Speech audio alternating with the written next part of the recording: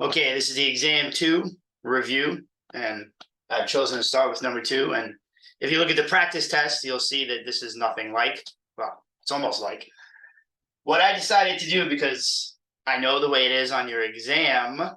Question 2A and 2B are combined kind of in one. So I just pulled the pieces from B that I know I have all in one. So you're asked to do the triple derivative, the third derivative. So you already know that you can't get there unless you do the first and the second. You also know, or you should know, you can't do it without rewriting these. So I'm going to do that first. This one, so many people always forget what the radical means. That is x to the 1/2 power. Right, so I'm going to put that there. I messed up my 6 now. Now, this one, that is the cube root. So that is x to the 1/3. But it is on the bottom. So I need it up there with the 12. So I'm going to have 12x to the minus 1/3. You do that first. You don't take any derivatives until you have done that. Then it looks like this. This is your starting point, the original function. Now you just take the derivative one thing at a time. Multiply by the power, subtract 1. That's going to work here, here, here. Will not work here, will not work there. The last two terms are chain rule. You have e to the u and you have cosine u. So you have to use the chain rule in those. Half of 6 is 3. Subtract 1, you get negative 1/2. Now you got to multiply negative 2 by 3 over 2. All that does is cross the 2's out. You get negative 3. Subtract 1 off that. 3 over 2 minus 2 over 2 is 1 over 2. You see, this one's going to be one step behind that one. Over here, you're going to take 12 and divide it by 1/3, right? That's what negative 1/3 times 12 is. Divide 12 by 3. You're going to have a negative 4 there because you have a negative power. You have to watch the signs really carefully when you do this. Now, this one's going to get very nasty because this gets very big very quickly. When you subtract 1 off of it, it becomes negative 4/3. Now, here's the tricky part. When you do e to the u, the derivative is e to the u, but you got to remember to take that derivative of the power and put it in the front. So this is going to end up being times by 3 each time. You take the derivative of 3x, which is 3, you put that in the front. You keep the e part exactly the same. E is always in his derivative. Now, cosine, you got to be careful. You have cosine u. The derivative of cosine is negative sine, right? It's just like that. But then you got to multiply by this 2. The negative and the negative will make a plus. Be very careful with the switch here. So you get a 10 in the front. Basically, you're just timing this, but you're going to double this number each time. Because every time you do it, you're going to get a 2 from there. So then you have sine 2x. So now I'm going to look a sec, make sure everything looks good. Be very careful when you do. I got to do it 2 more times. I mean, 1, 2, 3, 4, 5. That would be worth 5 points, right? One term at a time. So you got to just keep doing it. Multiply this by negative 1/2. That gives you negative 3/2. Subtract 1 again. Becomes that. Again, this one, this isn't going to be on your test because I'm not going to have the same powers. This one is just one step behind this one. When you subtract, you multiply there, you're going to get negative 3 over 2. See? Same number. Bad. I don't like that. That's why this will not be that on the test. But this is how it was on the sheet. Subtract 1, you get negative 1/2. Now be careful here. You're going to multiply. Negative, negative is plus. You're doing 4 times 4/3. That's 16 over 3. Subtract 1 again. So remember, every time you're doing this, right, 1 is just 3 over 3. So you're basically just subtracting 3 off the top each time. So that becomes negative 7/3. This is going to be very nasty in a minute. This is another thing I won't do this on the test. These numbers are very bad. So again, e to the u. You're going to keep the e to the u part, and you're going to times it by 3 again, but there's already a 3 there. So it got tripled, right? I just did 3 times 3. Where the other 3 come from? Right there. Every time you take this derivative of e3x, you get a 3 in the front. So the next one's going to be 27. Same thing here. The derivative of sine of u is cosine u times du, which is 2. That's a crappy 2, but what are you going to do? This 2 is going to hit that 10. Now it's a 20. One more time. This is where it's going to get nasty, and this is where I have to take out my calculator because there's no fucking way I'm doing 16 times 7. I mean, I can. Negative times negative is positive. I'm writing that for emphasis. You don't have to do that. Negative 3 times negative 3 is positive 9. 2 times 2 is 4. Again, subtract 1 off that power. That, that to me is reasonable. This is unreasonable. These numbers get too big. Again, negative times negative is positive. 3 over 2 times 1 over 2. You have 3 times 1 on top. 2 times 2 on the bottom. Subtract 1 off that. You get negative 3 halves. Now here you're going to have a negative. You're going to do 16 times 7, which is complete bullshit, but it is what it is, 112. On the bottom, you get a 9. Subtract 3 off the top again, you get negative 10/3. That's why that question is total shit. This won't be there. You're going to get 27 e3x. You just keep timesing it by 3. Every time you take the derivative of this e3x, you get a 3 in the front. So, right, there was a 1 there. 1 times 3. 3 times 3. 9 times 3. Same thing here. Now be careful. The sign's going to switch one more time. Derivative of cosine is negative sine. And you're going to double that one more time. You got to hit it with the 2 each time. From there, right? That's your u. That's your u. So those are chain rule. So what will not be on your test? This is absolute shit. It's basically the same as this one. This number is way too big, so that ain't going to be there. But you'll have something similar to that. I just have to make sure that the number is reasonable. But I wanted you to see exactly what you do. Triple derivative. You'll have like 5 or 6 terms at the end, and however many terms you have is how many points it has. If it comes out to 5 terms, it's 5 points. If it comes out to 6 terms, it's 6 points. Just primary thing, be very careful with your signs. Be very careful with the fractions. Make sure they're reduced, and watch the chain rule very carefully. Those are not regular derivatives. This is not just e to the x and cosine x, right? They have a u, so then there's a du. All right, so that took way too long. Okay, normally I wouldn't do any chain rules because there's 2 separate chain rule videos, and they're very thorough, and I'd watch those if you have trouble with the chain rule. But I know the ones that give people fits, and I know the ones that are on the test and say make your test. So I want to do this one. Now, this is not on the practice test. This is on the review sheet. Okay, so but they match up to the ones on the exam. The first thing you have to do, people get killed on this question. People have trouble with it on the quiz. People always have trouble with this. You have to write it as a power. And remember, when you see the radical thing with a 3, it means cube root, which is the 1/3 power. So there's your u right there, right? I mean, this is what you're taking the derivative of.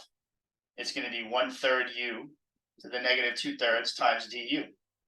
Now, look, if you need to write the u and the du thing, I'm not going to do it here. I'm going to do it fast way. Multiply by the power. This is u. It does not change. It stays exactly the same. You have to subtract 1 from that. It gives you negative 2/3. Now I have to take this derivative and put it here. The derivative of that, 9 times 2 is 18. X to the 8th, the derivative of 7 is 0. It's a constant. Now, I hope you understand what I want you to do. I mean, there's a reason that I put, I made sure the number inside was divisible by 3. You're going to take 18 and cut it with a 1/3. That gives you 6. X8 in the very front. This is the only simplification I require you to do. I do not require you to put it back. I want that answer. This is the answer that I want. I do not want you to then take this to the bottom and say 2x9 plus 7 to the 2/3 and then put a cube root there with a square. I don't want that. I know there are people who do it. Don't. Why would you do that if I'm going to let you leave your answer like this? Negative exponent, fractional exponent, I don't give a damn. Leave it like that. It shows me that you understand the chain rule. Done. This is good enough. Now this one, everybody has trouble bringing that up. What they typically do is this. But this isn't right. That means 1 over x to the 5, right? This is how you do x to the minus 5. You would flip it over and make the power plus, but that's not what you started with.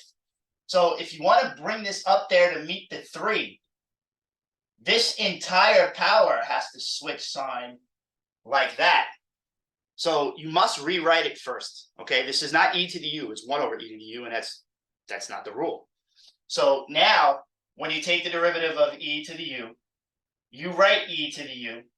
I'm going to take his derivative and put it in the front. Now remember, there is a 3 there. His derivative is negative 5x4. Pow! do 3 times the -5. It's that simple. It is that easy. Don't rewrite it. Again, you don't have to take the e back to the bottom where it was in the beginning. I don't care about this. This is what you need to do. All right, so there's a lot of chain rule in that test. So I would strongly recommend, if you have trouble with it, go watch the 2 chain rule videos, because these are the only 2 that I'm going to work. Okay, so I'm going to run some tangent line problems. I'm going to do one of them for the practice and one of them for the review. I've been told repeatedly by more than one person that I don't have the more complex tangent line ones. Tangent line problems are a pain in the neck. You remember the very first thing you have to do. I should write f of x here. Was being lazy. You have to find f of pi over 2, right? You need a y value. You need the y value. You get that by plugging the x into the original function. Now, you might say, this is really complicated, but, it's designed to work out quite nicely. 10 divided by 2 is 5, so you get 5 pi. But you got to put the 3.14, 180. You don't have to do shit. You leave it like that. All right, it's 5 pi. Now, over here, you get sine pi, right? The 2's cross out. 2 times pi over 2 is pi. The sine of 180 is 0. So this goes away. So you get 5 pi minus 0. So your original point that you're going to use at the end to find your b is going to be pi over 2 for the x, 5 pi for the y. Now, I need room, so I'm going to end up erasing a lot of this crap. Now, you got to take the derivative. This is the most important part of the whole fucking problem. If you mess up this derivative, the question is shot. Yeah, you'll get your 1 point for your correct y, and then you're going to lose another 3 points for the wrong derivative, the wrong slope, and the wrong b. All of it will be wrong if you get this derivative wrong, and you have to be very careful with what the original function was. The derivative of 10x is 10. That's easy. Minus. Now, the derivative of sine of u is cosine u. And if that's what you put, you got it wrong. You need the du. This is a chain rule. All the problems on the test use the chain rule. So the derivative of sine u is cosine u du. So you need that 2 from there. That's it. Now, a very dumbass thing would be to take that 10 and that 2 and be like, oh, it's 8 cosine 2x. Yay, I got that. I'm so smart. But, if you took something like this, if you had 10 take away 2x, and you told me that that was 8x in a Calc 1 class, I don't want to call anyone a moron, so I'll stop there. You take the derivative. There's another point. Now, again, this is all about writing this correctly. I'm going to plug pi over 2, the x, into my derivative. Write it correctly. A lot of people will just write f prime x there. That's moronic. It shows me that you have a lack of understanding, that you don't understand what the fuck you're doing, that you're just mindlessly repeating steps that you memorized without really understanding them. I am replacing x with pi over 2. Look, the x went away. There's a pi over 2 where it is. Make sure you do this correctly. I had to correct a lot of things like this on the first exam. People weren't putting the number that was being plugged into the derivative. It's all about writing it correctly. If I'm in a nice mood, I don't take off points for that. But if I'm not in a nice mood, I am well within my rights to take a point off for incorrect work. Pi over 2 times 2 leaves you pi again. Not a coincidence. Cosine of pi is not 0. All right, so you're going to have 10 minus 2 times the cosine of pi, if you look it up, or use it. Well, you won't have a calculator, but if you're practicing, you can use it. -1. So you're going to do -2 times -1. Negative times negative is positive. So the slope is 12. Now I'm running out of room. Well, maybe I can squeeze it over here. I'd rather go here, but at some point it's going to go too low and you won't see it. So the slope was 12. So you get y equals 12x plus b. I mean, I can fit it here. The y was 5 pi. The x is pi over 2. And again, not a coincidence that you got a number that's divisible by 2. I don't want any weird stuff to happen. I want this answer to have a pi in it. 12 divided by 2 is 6. Right? So you get 5 pi equals 6 pi plus b. This is all in the way. Better. I'm going to subtract 6 pi. So if you had 5 pi's and you lost 6 pi's, my 6 looks bad, you get -1 pi. You can just write -pi. So my final answer, which I don't know. I'm running out of room down there, so I'll just write it up here. I got my slope to be 12, and I got my b to be negative pi, negative 1 pi. So that's my tangent line. Again, plug in first into the original function. This is not f of x. This is f of pi over 2. That's f of x. See? X. Pi over 2. See? Different. So plugged in, got the y value. Took the derivative correctly with the chain rule. Plugged into the derivative, got the m. Used all the stuff I got and found the b. Wrote the tangent line. All right, now I'm going to do the one with e, but I'm going to do the one from the review sheet and not the practice test. All right, so the second half of this, as I just indicated, this one is coming from the review sheet, not the practice. This one matches up better to the test, so I'd rather do the one on the test. So yeah, 2e3x minus 11x plus 5 at x equals 0. So you already know your first step is to find your y. You're going to replace the x with 0. X got replaced with 0. Don't write f of x here if you're going to plug 0 in. It makes you look like a dummy and you don't know what you're doing. So you're putting 0 wherever you see x's. This is actually going to be pretty simple, but you got to be careful. So this becomes e to the 0. But anything to the 0 power is 1. So that becomes 2 times 1. This is 0. Oh, anything times 0 is 0. So you end up with 2, take away 0, which is 2, plus 5. So the y value is 2 plus 5, which is 7. So when x was 0, y was 7. Now I'm going to try to space myself out a little bit better here. Now I need my derivative. What's tricky about it? Not much. Just this part right here. This bad straight marker. That there. That's e to the u. Well, it's 2e to the u. So the derivative of that is going to be 2. The derivative of the u and eu. Right? So the only tricky part here is that you're going to just multiply what's in front by the derivative of the power, which is 3x. So that derivative is 3. So you're going to do 2 times 3 in the front, which gives you a 6. This is where people will take this derivative wrong. They'll just put 2x3 here. I mean 2e to the 3x, and then that whole thing is shot at that point.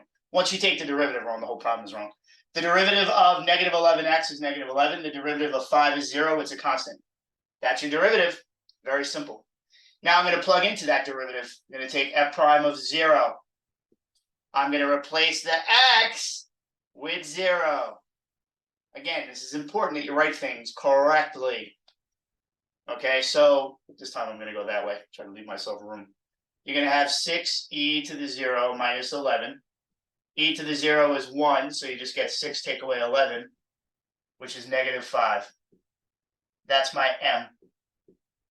So I have my point, I have my m. The b is absolutely trivial in this case. Because x is 0, there's your b. I'm going to do it, but it's just kind of stupid. When you plug in x is 0, b is always going to be what y is, right? Because this won't matter because you're timesing it by 0. So there you go. B is 7. So this one is much easier than the previous one. The other one you had to deal with the pi, you have sine, cosine, you had to know the trig values. This one is much more straightforward. It's much easier to do. As long as you take the derivative right, you're going to get it right. So you get negative 5x. This will always be what the b is. Now, that doesn't mean that I want you to skip this. I did it. So that's your tangent line, negative 5x plus 7. So again, plug into the original function, get the y. Take the derivative with the chain rule. Chain rule. Everything else is easy.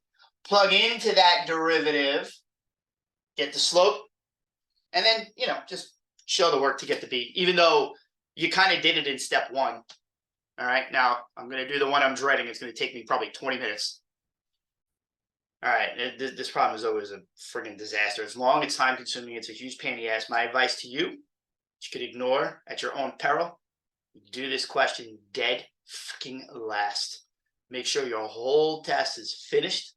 You like where to check it over, make sure everything's good, then do this stupid ass question that takes me a long time. I hate this question. So I have to take the derivative implicitly. So now I decided, they're basically the same. So I did the one off the practice exam, not the review sheet. So remember, you're going to take the derivative with respect to x. of both sides of the whole thing. So just, there's supposed to be big parentheses there. I don't feel like writing it. So I'm going to do them one at a time. So remember the overriding thing. There is chain rule here. It seems disguised because there's different letters and you don't recognize that it's not, e to the u because we're using y, but you're taking the derivative with respect to x of things that have different letters. So that's chain rule by definition. So anytime you take the derivative with something with a y, you do the derivative, but you have to times by dy over dx, but I'm just going to write dy for convenience. So I have e to a power. So the derivative, now this is your u. So it's going to be e to the u times the du, which is 2, times the dy. So I'm going to write them all in red. All right, so that's the derivative of e2y. It's 2e2y times dy. Now, I'm going to write a plus, and then I'm going to fix it in a minute. The derivative of cotan y is negative cos squared. Right? Derivative of cotangent is negative cosecant squared times dy. I'm doing this just to make it easier to keep track of. So I don't like writing a plus and a minus. It looks stupid. So I'm putting a minus there. Now, this is the most deceptively difficult thing. It looks so easy, but it is a chain rule. You have -1 times 3 minus 2x to the 8th. I'm doing this separately for a reason. There is a u there. It's actually this. This is a chain rule. This is not x to the 8th, or it would be really easy. So you have to be very careful when you do this. I'm going to multiply by the 8. So you get -8, 3 minus 2x, and I'm going to subtract 1. But you also have to multiply by his derivative.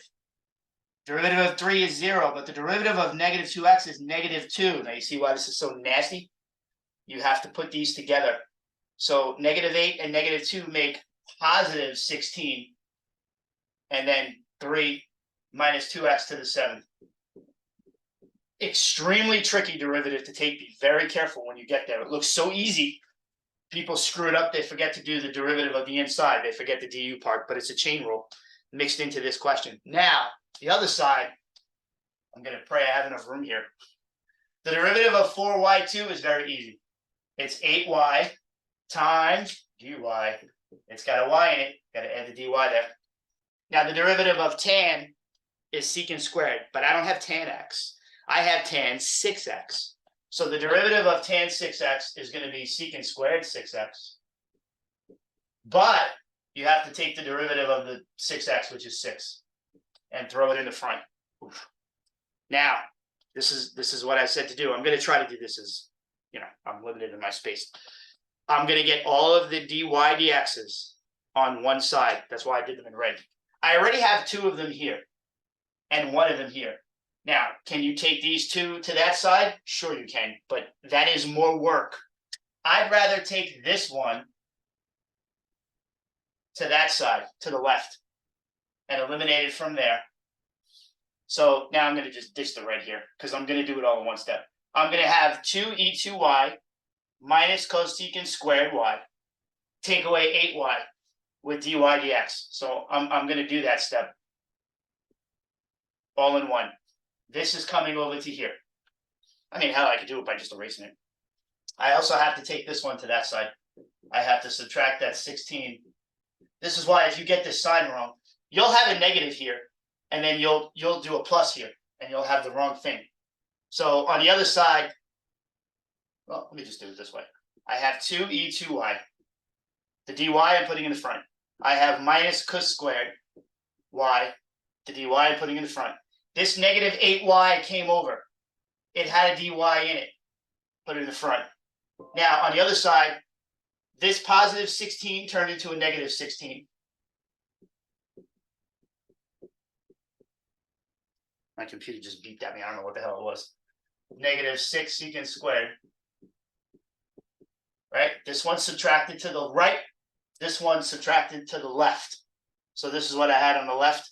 This is what I had on the right. And then you just have to divide. You have to just put this underneath this.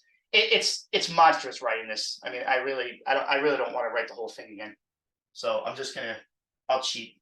I'm gonna put a line, and I wish I could just copy and paste this over there, but I can't. It's a lot of writing. It is. It's a big pain to ask this question, but you have to do it, right? So then this one on that side, whoop, there it went. So that's what your dy dx is. It's a long, nasty problem. It's a lot of writing. I mean, you saw me do it on the board in class.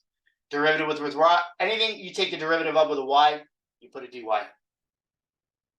Everything with an x, you do it just like you always did. Anything with a dy goes on one side. In this case, I put everybody on the left. Everybody without the dy goes on the other side. You factor out the dy dx from all the terms that have it, divide it away, and you get this monstrosity. Now, just a hint, I told you how I designed the one on the test, and this one doesn't quite match up to what I said. You will have 1, 2, 3 things on the bottom, and 1, 2, 3 things on the top. Here, there's only 2. So on the test, you're going to have 3. You'll have a fraction. It's impossible not to. You'll have 3 things on top, 3 things on the bottom. You will have 3 positives, 3 negatives. I designed it that way to keep it even. There's a balance there. I don't want 4 things on top, 2 things on the bottom. I don't want 4 positives and 2 negatives. It's even. 3 on top, 3 on the bottom. 3 plus, 3 minus. All right, so hopefully that helps again. Do this question last. Cannot emphasize that more. All right, the last one I'm going to do, God knows how long this video is already. It's long. There's a lot of stuff. This problem, again, it's a pain in the neck. It's not quite as bad as the one before it. Again, I would do this one second to last. This is the one that's on the final worth 10. You have to find the equation of a tangent line. But you're not able to do the derivative. You have to do the derivative implicitly. So again, the only nice thing about this problem is you don't have to plug in x to find y. You wouldn't be able to. That's the whole point of implicit. If you were able to solve for y, you wouldn't have to take the derivative implicitly. You would do it explicitly. So I'm going to take the derivative with respect to x on both sides. What's awesome about this, now be careful. I've seen people screw this up in the class. The derivative of x3 is 3x squared. Easy peasy. The derivative of y4 is 4y third. And I will put back my red dy for emphasis, right? The letters don't match, chain rule. Now you take the derivative of negative 8x, you just get negative 8. Letters match, do the derivative normal. Now you're taking the derivative of 5y. The derivative of 5y is 5, but the letters don't match, so you got to throw on the dy. This is where people in the class screwed up. They just put a 3 here. The derivative of 3 is 0. If you mess that up, that's it. I mean, you're going to lose a huge. I think this question is worth 5 or 6 points. I mean, it's worth 10 on the final. You fuck up there, the whole thing is wrong. So now, look, there's already dy's there. Don't move them. Move the guys without the dy's. All right, take these 2, go put them over there. I'm going to do minus 3x squared. I'm going to do plus 8. Going to take them to that side. So on this side, I'm going to have 4y3 dy plus 5 dy. Now on the other side, I added 8. Let's write this sophisticated. Put that in the front, and then I'm going to take away 3x squared. Don't do nothing dumbass like 8 minus 3 and get a 5 there. It's wrong. Now, factor out the dy, and then divide by it. All right, I'll show that step, and then I'm going to erase it because I need the space. Right? You factor out the dy, and then you're going to divide this underneath there. So let's just totally cheat and do that. Yes, you have to show it. I'm doing this just for sake of space. All right, so the derivative of y with respect to x is this. This is your formula that will tell you the slope. How do you get that slope? You got to plug the number into it. What number? X and y. X goes here, y goes there. That gives you the m. So the m is going to be 8 take away 3. Now you're going to put negative 1 there. You're going to square it. You got 4. You're going to put negative 1 there. You're going to cube it. You'll see how absolutely nice I was. There's a reason that I picked the numbers that I pick. I don't want it to come out to be really nasty. If I didn't give a shit, the slope could be anything, some nasty, crazy fraction. I didn't want that. So on the top, you get 8. Take away 3. Negative 1 squared is 1. And so 3 times 1 is just 3. Now on the bottom, negative 1 cubed is negative 1. When you hit that with 4, you get -4. Now you see why it's so nice. I didn't even put a negative on the bottom to mess with you. You get 8, take away 3 on top. You get 5, take away 4. Don't be a dumbass and write -1 here. This is 5, take away 4. So that's a +1. So there's your M. M is 5. It's a lot of work to get that M. That's like almost all the points. If this question was worth 6, you just got 5 points right there. I don't give a fuck. You mess up the B. It almost doesn't even matter if you get the B wrong. If you can get the derivative in M correct, you earn like 90% of the points. You deserve them. All right. This is the hard part. And then the end is the ridiculous part. Now that you got your slope, you know what to do. You've done it enough times. You write the mx plus b, and then you put -1 and -1. Right. I mean, x and y were the same here. That is the reason why I chose y to be -1. So that you would get a 1 on the bottom. I don't want you to get a 2 on the bottom, a 3 on the bottom. It comes out very nasty that way. Then your slope is a fraction, which ends up making your b a fraction. And the test is hard enough. I mean, I want to make this part of it simple for you. So I want to make sure you get a nice slope. So there you get -1. That's -5. When you add the 5 over to there, you get b is 4. So the final answer, I'll do it in red, make it look pretty. You get 5x plus 4. That is the equation of the tangent line to this nasty ass looking thing at that point. Took the derivative. I mean, that's the whole problem is taking the derivative implicitly. Arranging everybody so the dy, dx's are on the left, everything else is on the right. Factor out the dy, put it on the bottom. There is your slope. That is your derivative. That gives you the slope of the tangent line when you plug the numbers in. Then plug the numbers in and get the m. That's the whole question. I mean, you still have to do that. It's, if you want to tell me the line. But really, I swear, I mean, if you did that question and you did everything and you didn't even do that, I'd still give you 5 out of 6 points. And on the final, I'd probably give you 9 out of 10. It's worth that much. I mean, the B, whatever. But, the question's asking you for the tan line, so you got to do the whole thing. Again, my advice, the last few questions you saw me work, do them last. They take the most time. I would do the triple derivative first. I would get the product and quotient rule out of the way. Notice they're not in the video because they're stupid and easy. If you memorize the formulas, product and quotient rule are trivial. Get those out of the way. Go do all the chain rule ones. Do the tangent line ones. They're not that bad. They involve chain rule. And then these two, question 5 and 6, you do them last because they will take you the longest time. They're the biggest pain in the ass. All right. So I would do this one second to last. So all I can do as always is just wish you luck. Be prepared. Test 2 is not a test you walk into unprepared. You won't just fail, right? There's failing. 50s, maybe high 40s. That's failing. You will bomb this test. You will get single fucking digits if you go into this exam unprepared, not knowing your trig derivatives. You need them all. Derivative of tan, derivative of cotan, secant, cosecant. You need to know them, memorize them. You need to know how to do the chain rule, the implicit. It's a lot to memorize the product rule, memorize the quotient rule. So, it's a lot of stuff in one place. So if you, like I said, if you're not prepared, you won't just fail. You'll fail miserably. And then, at that point, you're done in the class. So anyway, good luck to you all.